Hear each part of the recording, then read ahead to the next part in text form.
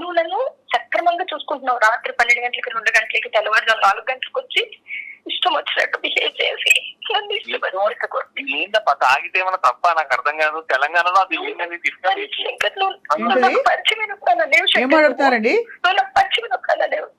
తాగితే తప్పే ఉంది మేడం, నాకు అర్థం కాదు. ఓహో, తాగితే తప్పు లేదు, ఇష్టం వచ్చిన వాళ్ళని పెళ్లి చేసుకుంటే తప్పు లేదు. నీ రూల్స్ నువ్వే సెట్ చేసుకున్నావు శంకర్. డైవర్స్ ఇవ్వకుండా ఫస్ట్ భార్య ఉండంగా రెండో పెళ్లి ఎలా చేసుకుంటా ఫస్ట్ చెప్పు శంకర్. మేడం నేను ఆమె నుంచి దూరం అయినాకే, అంటే లీగల్ గా తీసుకోకపోవచ్చేమో కానీ నేను ఆమె నుంచి అదే ఏం దూరం అయ్యా ఒకటి శంకర్, ఒక్క మాట, ఆమె నుంచి దూరం అయ్యావు, నాకు ఆ మాట చెప్పాలి కదా. నన్ను మోసం చేసి చేసుకుంటావా? ఇప్పుడు మోసం ఎందుకు చేశా? నువ్వు అంటే నాకు ఇష్టం అని చెప్పినాను, నువ్వు కూడా ఓకే చెప్పాను. మాట ఒక్కటి చెప్పేసి ఇది చేయకు శంకర్.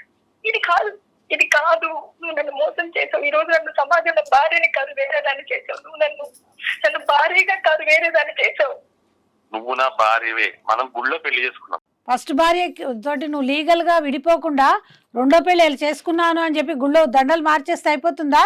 మేడం నేను ఆ సిచ్యువేషన్ లో నేనేం ఆలోచించలేదు. ఈ అమ్మాయి నాకు నచ్చింది. ఎంత నచ్చిందంటే ఏమైనా వదిలేసుకొని నేను ఈ అమ్మాయితోనే ఉండాలి.